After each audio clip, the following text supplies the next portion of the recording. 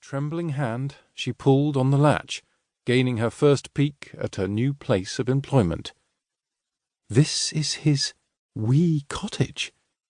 At least that's how Mr. McCatchan, the barrister who'd hired her, had phrased it.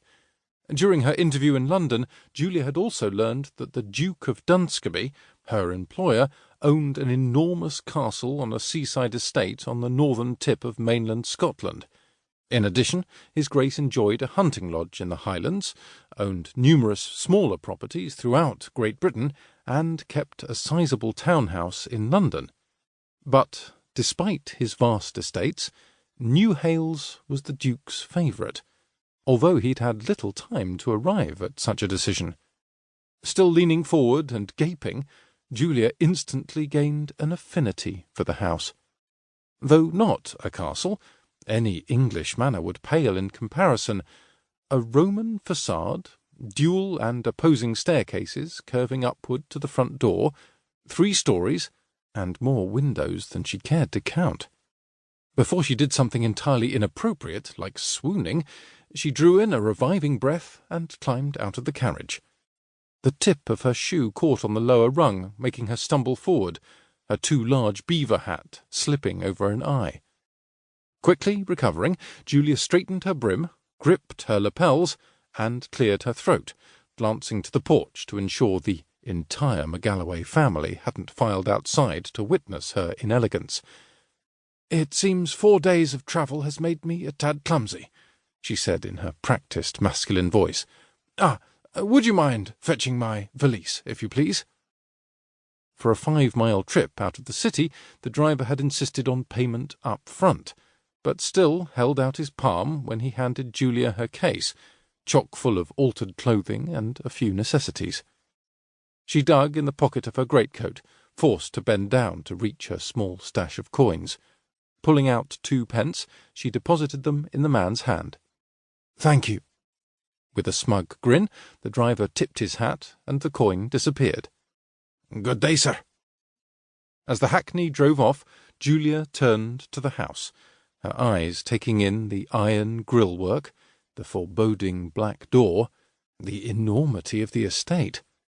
In an instant, rather than the vast, welcoming home she'd first envisaged, the manor seemed to lean forward and snarl as if it were a monster with fangs.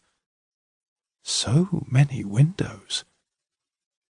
Clutching her valise to her chest, Julia whipped around. "Driver!" she called, cringing at the high pitch of her voice. Moreover, the man and his coach were already headed out the gates and down the long, sycamore-lined drive. Still alone, she watched as the hackney grew smaller, turned right, and eventually rolled out of sight.